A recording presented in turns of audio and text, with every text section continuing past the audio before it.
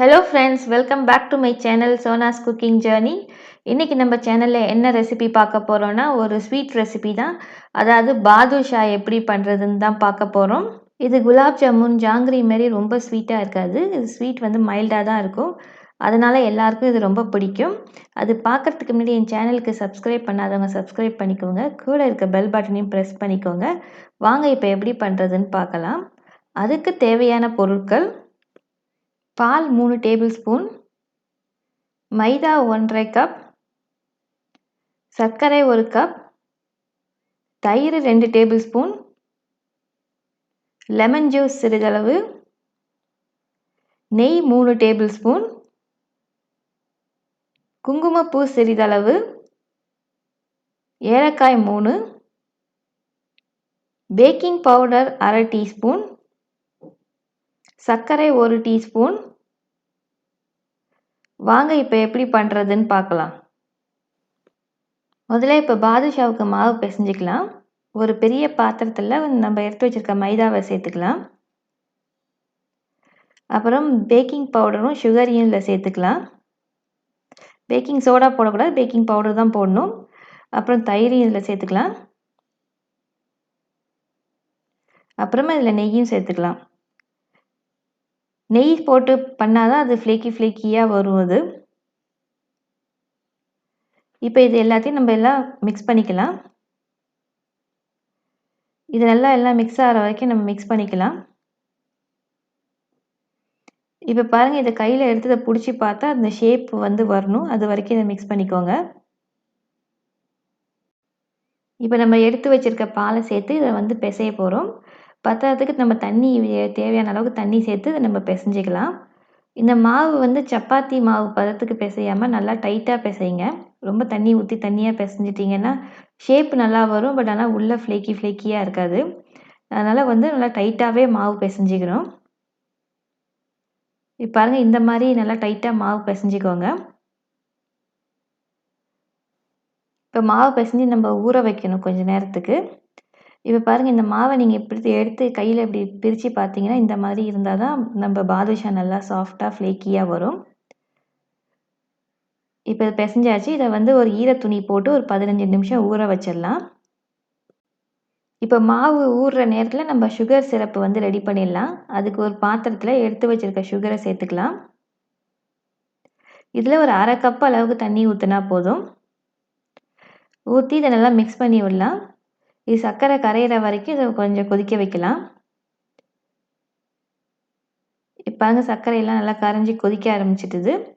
இதில் இப்போ நம்ம எடுத்து வச்சுருக்க குங்குமப்பூ ஏலக்காயை சேர்த்துக்கலாம். அதில் சேர்த்துட்டு அதையும் மிக்ஸ் பண்ணி விட்டுடுங்க. இதுக்கு வந்து திக்கான பாவு பண்ண வேண்டாம். இதுக்கு ஒரு கம்பி பதம் பண்ணினா போதும். இப்போ பாருங்கள், நல்லா கொதிச்சிட்டுது. இதை இப்படி கைக்கு நடுவில் வச்சு பார்த்தீங்கன்னா தெரியும், ஒரு கம்பி பதம் தான் வந்திருக்கு. இதில் கொஞ்சோண்டு எலுமிச்சம்பழம் சாறு சேர்த்து நம்ம நிறுத்திட போகிறோம். எதுக்குன்னா சுகர் கிறிஸ்டலைஸ் ஆகாமல் இருக்கிறதுக்காக. இப்போ சர்க்கரை பாவு ரெடி ஆகிட்டுது. இதை ஆஃப் பண்ணிவிட்டு நம்ம பாதுஷா பண்ண ஆரம்பிச்சிடலாம். இப்போ ஊறின மாவுலேருந்து ஒரு நெல்லிக்காய் சைஸ் அளவுக்கு மாவு எடுத்து இப்படி 2 கைக்கு நடுவில் வச்சு இப்படி உருட்டிட்டு அதை மேலே கொஞ்சம் ப்ரெஸ் பண்ணிடுங்க. ப்ரெஸ் பண்ணிவிட்டு கட்டை விரலால் வச்சு கொஞ்சம் ப்ரெஸ் பண்ணி விட்டுடுங்க நடுவில். இதை பண்ணிவிட்டு நம்ம ஒரு பிளேட்டில் வச்சிடலாம். இப்போ நான் உங்களுக்கு இன்னொன்று பண்ணி காட்டுறேன் இருங்க.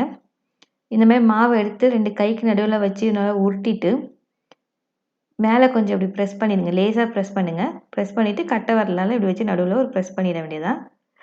இது மாதிரி நம்ம எல்லாத்தையும் பண்ணி எடுத்துக்கலாம்.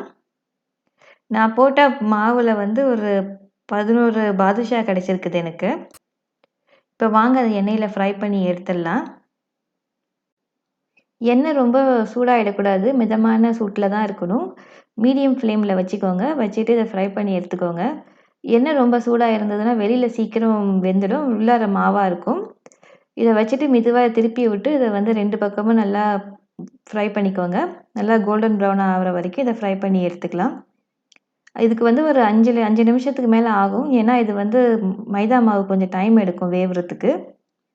இப்போ பாருங்கள், நல்லா கோல்டன் ப்ரௌனுக்கு வந்துட்டுது. இப்போ நம்ம இதை வந்து சுகர் சிரப்பில் போட போகிறோம்.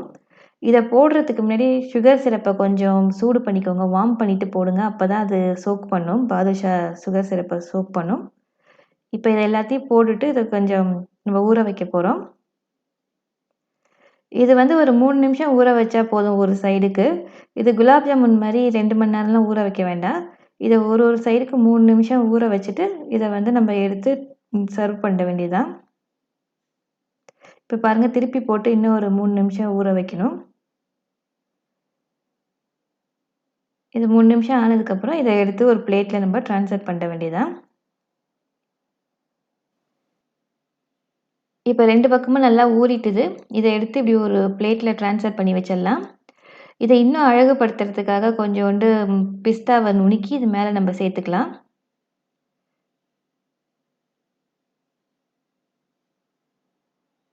இப்ப பாருங்க நுணுக்கி வச்ச பிஸ்தாவ இதுல இந்த மாரி சேர்த்துக்கோங்க. சேர்த்துட்டு இத நம்ம வந்து சர்வ் பண்ண வேண்டியது தான். இந்த ரெசிபிய நீங்க வீட்ல ட்ரை பண்ணி பார்த்துட்டு எப்படி வந்ததுன்னு கமெண்ட்ல சொல்லுங்க. இந்த வீடியோ உங்களுக்கு பிடிச்சிருந்ததுன்னா, உங்க ஃப்ரெண்ட்ஸ் அண்ட் ஃபேமிலி கூட ஷேர் பண்ணுங்க. மறந்துடாம இந்த வீடியோவுக்கு ஒரு லைக் போடுங்க. என் சேனலுக்கு சப்ஸ்கிரைப் பண்ணுங்க. கூட இருக்க பெல் பட்டனையும் பிரஸ் பண்ணிக்கோங்க. மீண்டும் இன்னும் ஒரு ரெசிபியோட இன்ட்ரெஸ்டிங்கான ரெசிபியோட உங்கள சந்திக்கிறேன். தேங்க்ஸ் ஃபார் வாட்சிங். பாய்.